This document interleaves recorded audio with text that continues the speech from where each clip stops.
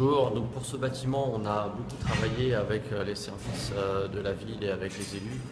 en concertation pour pouvoir construire et élaborer ce projet ensemble qui fait partie d'un quartier et de la ville et c'est pour ça qu'ils sont tous très impliqués. On a créé en fait un lieu de passage, un lieu de transparence pour casser l'effet de mur et de masse par rapport à la rue. Et donc en fait il y a un local qui est un local partagé, qui est un point de convergence pour les habitants, un point de rencontre qui est plus fort qu'un point de rencontre qu'on a devant l'ascenseur ou dans le hall,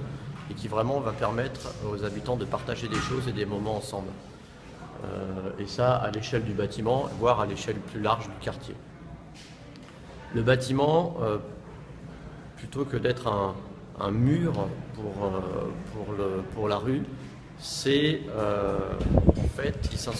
la façade s'inspire des bâtiments qu'on trouve sur les fronts de ports en Normandie, avec ces parcelles très étroites et donc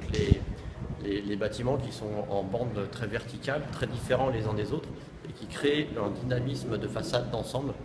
Et on a nous retranscrit ça avec une manière un peu contemporaine et en le simplifiant au fur et à mesure de l'élaboration du projet.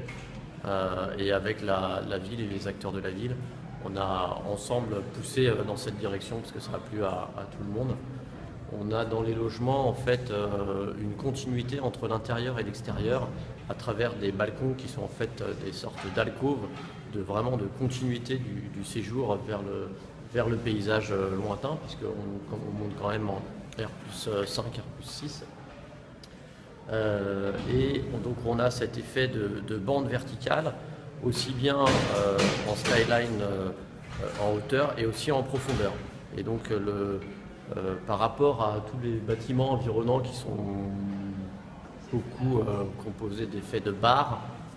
nous on a justement un bâtiment qui est beaucoup plus sectionné, beaucoup plus tranché que les autres.